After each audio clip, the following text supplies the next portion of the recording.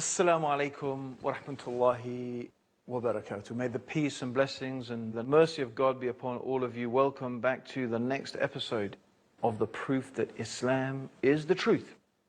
And today we're going to be talking about the scientific miracles of the Quran, those statements in the Quran and the sayings of the Prophet Muhammad, the hadith of the Prophet sallallahu alaihi wasallam, may God's peace and blessings be upon him, that are truly remarkable, that beg the question, how could such information be in a book 1,400 years old?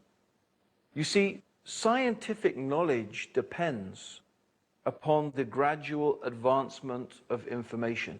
We can only know a certain thing in scientific terms when something has been studied and observed and examined. And of course, the ability to study and observe and examine something depends largely upon what is available to us in order to be able to do that. So for example, how much can we know about the stars and cosmology if we don't have access to powerful telescopes and different ways of interpreting and gathering and then interpreting data from the universe around us? How, for example, can we know about the Earth's crust, the formation of the Earth, without sophisticated instruments able to measure it? How could we know, for example, about the details of human embryonic development without the sophisticated processes available to us today in order to be able to acquire that information? This is something concerning how scientific knowledge comes to us. What if we were to come across a book, an ancient book, 1,400 years old, and this book was going to give us information? It was going to reveal facts that we have only discovered recently through our hard-earned scientific method of investigation. And that now, after continued observation and gathering of information, now we know, yes, these are facts, these are things that are true, but no one knew those things 1,400 years ago. No one even had the possibility of knowing those things 1,400 years ago. Then surely this begs the question, where could such information come from? Where could a book so ancient have received such knowledge that is so modern? This is the question we are going to be exploring in the next few episodes of the proof that Islam is the truth. And what we want to remember is that the Quran is a miracle for all times. It was not only a miracle for the Arabs living in Arabia 1,400 years old.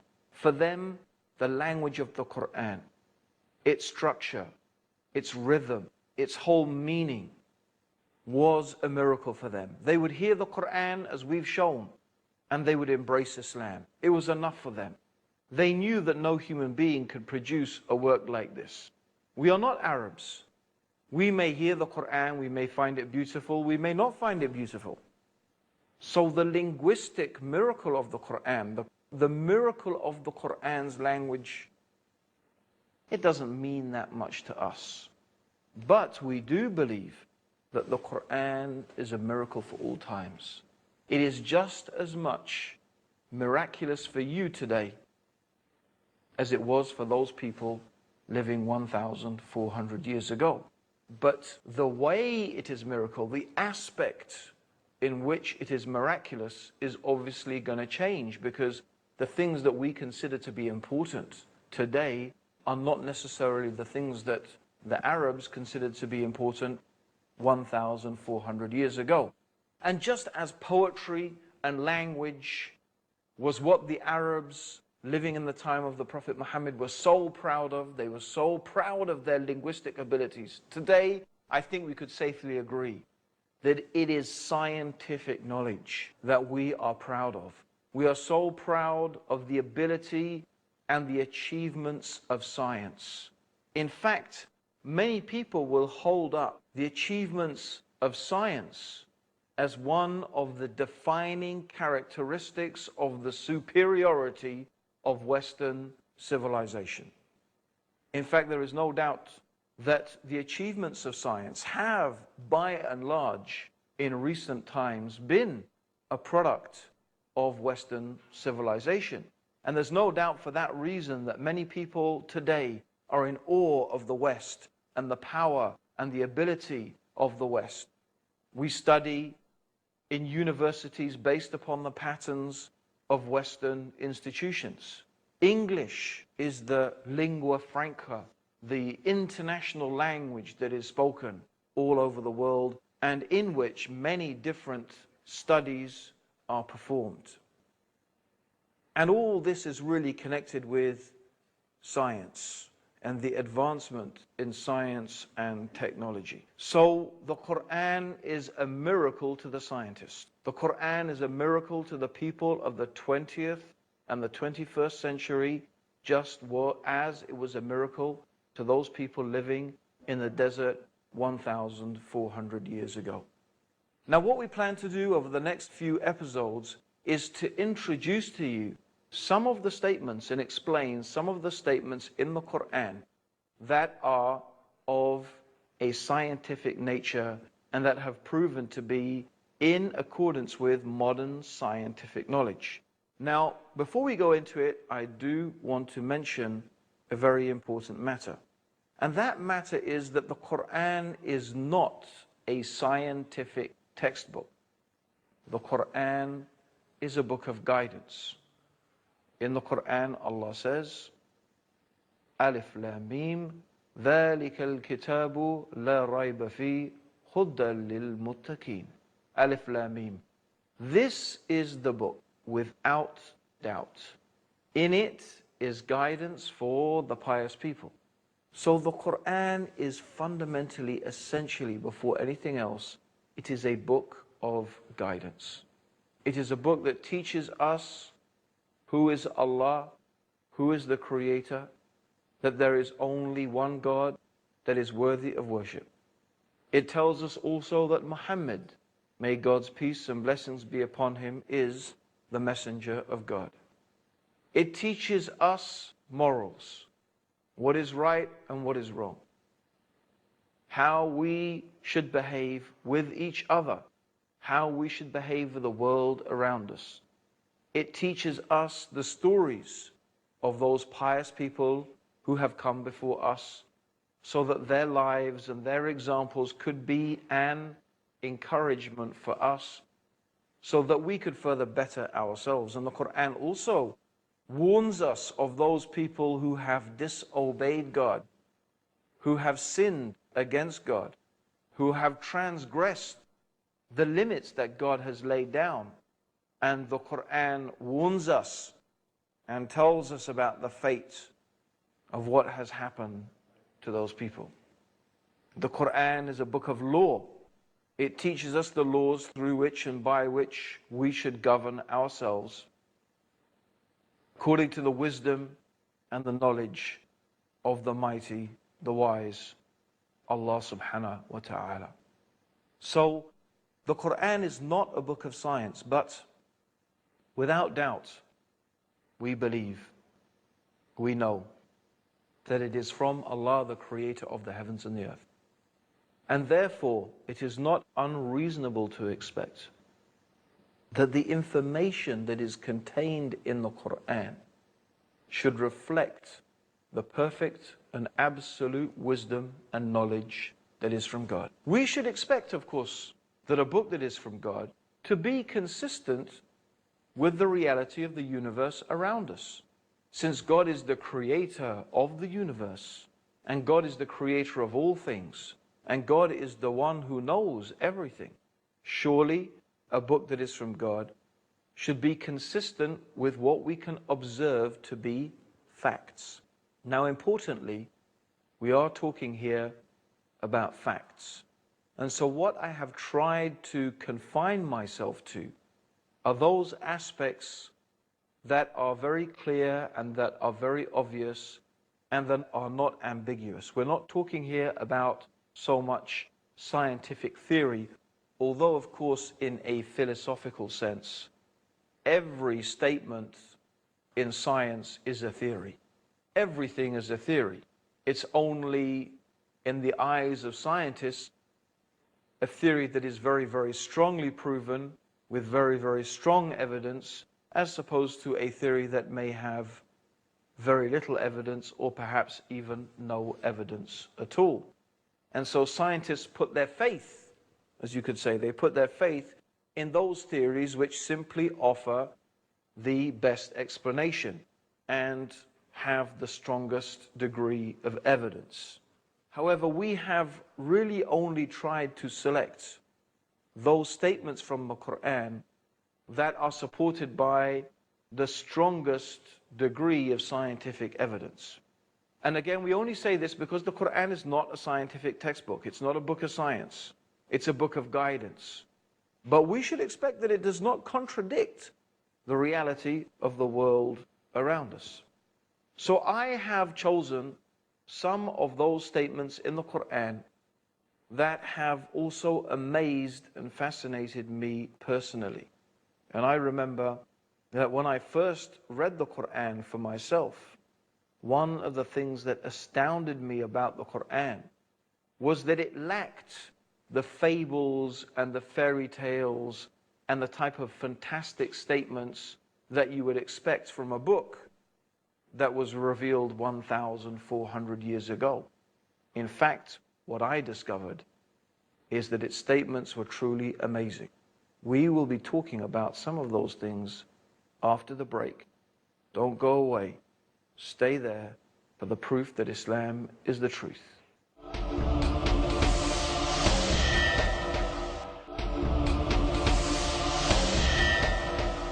Welcome back to the proof that Islam is the truth. I'm AbdurRaheem Green, and I'm going to be talking today about some of the amazing statements in the Quran concerning the natural world.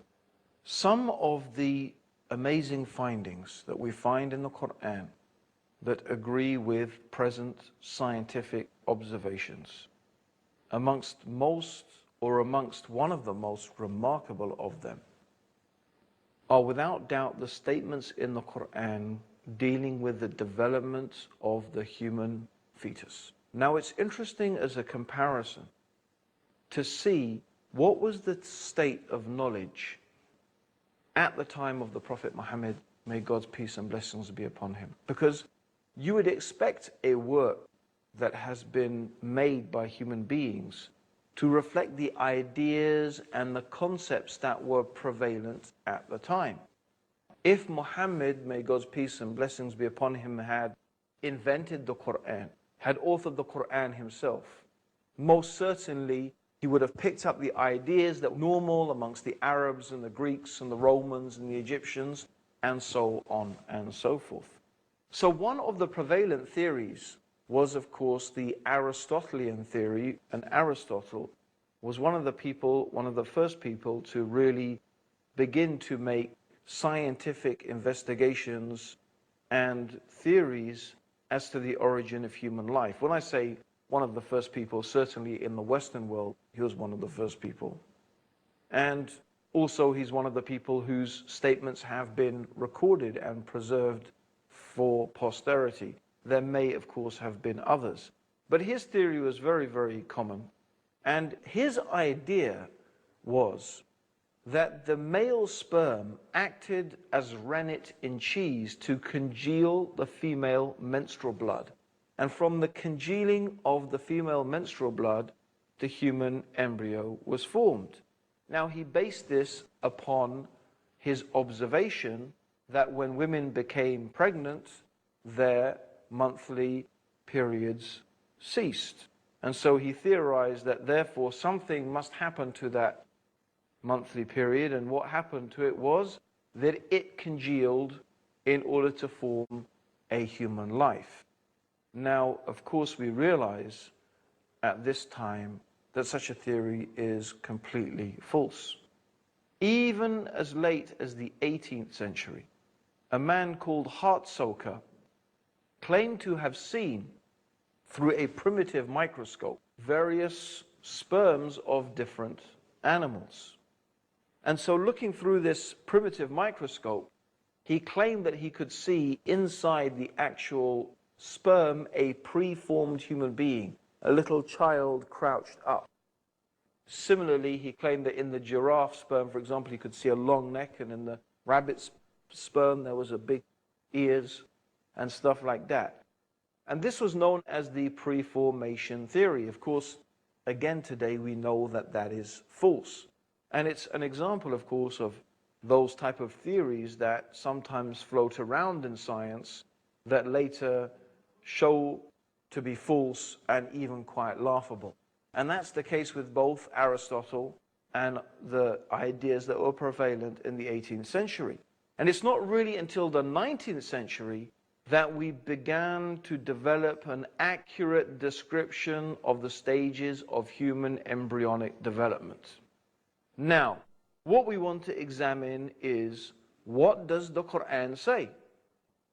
If the Quran was a forgery, if the Quran was invented and written by Prophet Muhammad, as people claim, then surely it would reflect the ignorant beliefs of the time. However, it does not. Let us read the 23rd chapter of the Quran, verses 12 to 16. The meaning of it is this: we created man from a quintessence of clay. This, by the way, is referring to the creation of Adam. Muslims believe that God created Adam miraculously, not like the rest of the creation. He took clay, Allah took clay from different places in the earth, and He formed from this clay the shape of a man, and He gave life to this form, and thus Adam was created. And from the rib of Adam, Eve was created. So this is what Muslims believe. And so when Allah says, we created man from a quintessence of clay, this is talking about the creation of Adam. But the Quran goes on to say, we placed him as a drop. And the word in Arabic is nutfa. Nutfa means a drop, in a place of rest, firmly fixed. Then we made the drop into an alaq. And I will tell you what these words mean in a moment. So first, we placed him as a nutfa. Then we made the drop into an alaq. And then we changed the alaq into a mudgha. And then we made out of that mudgha bones. And then we clothed the bones with flesh. Then we caused him to grow and come into being and attain definitive form. So Allah is mentioning the stages: nutfa, alaq, mudgha, laham. Okay, so these are the stages. And then we begin to look like human beings. And Allah goes on to say, blessed be Allah, the perfect creator. After that, you will die. Again, on the day of judgment, you will be raised up. It's very important, my dear listeners, that Allah, at the same time as He is mentioning these amazing and astounding facts that science has only discovered recently, immediately afterwards Allah is reminding us that you will die and you will be raised up on the day of judgment. Just as Allah created you in stages, from a thing that clings, from an alaq and a mudgha, and from laham, from all of these things, Allah most certainly will create you again on the day of judgment. Now the Prophet ﷺ, nutfa means a small drop that is emitted. And the Prophet ﷺ referred to this nutfa as both belonging to the male and the female. In fact, he mentioned that these nutfa are mixed in the creation. This is what he mentioned in an authentic hadith. The nutfa, the drop from the man, which is the semen, and from the woman, which is of course the ovum, their nutfa, the small drops, they are mixed. So this is very important because the Prophet is mentioning that the human being comes from both the man and from the woman. This already goes against the theories that were prevalent at the time. Secondly, the word alaq in Arabic, what does it mean? It has three meanings: a thing that clings, a blood clot, and a leech-like object. In fact, all of these things accurately describe the first stage of human embryonic development. After the fertilization of the egg, our blastocyst develops, which has on its exterior villocytes which literally cling to the wall of the uterus. So it's rather like Velcro. They cling to the inside of the uterus in the womb. This is what happens to this alaq, a thing that clings. And then it goes on to resemble exactly a leech-like object. The similarity is absolutely remarkable, not only in appearance, but also in behavior, because a leech also takes blood from its host. Similarly, the alaq stage also takes nutrition and blood from inside the mother. So it goes on, and it also resembles at a later stage after that a blood clot. So this is the first thing. The word alaq describes exactly the first state of human embryonic development. This is not something that could have been known 1,400 years ago. It is impossible, because this stage of human embryonic development is something that only can be observed with powerful microscopes. Yet, description is accurately mentioned in the Quran 1,400 years ago. So it mentions then from the alaq stage, it becomes a mudgha. A mudgha means like a chewed piece of flesh. And this is exactly what it likes. The Prophet Muhammad sallallahu alaihi wasallam, the Quran also said, partly formed and unformed. So it has bits that are slightly formed, bits that are not. And if again you look at this stage, it looks exactly like a piece of meat that has been chewed. Then the amazing thing is that the bones precede the development of the flesh. The bones come, and then on the bones the flesh grow. Although the time between the growing of the bones and the flesh is very, very close. And it's very interesting that the word that is used, the term that is used in Arabic, the word indicates speed, one thing following another very, very closely. Even the structure of the words in Arabic are consistent with the development of the human embryo.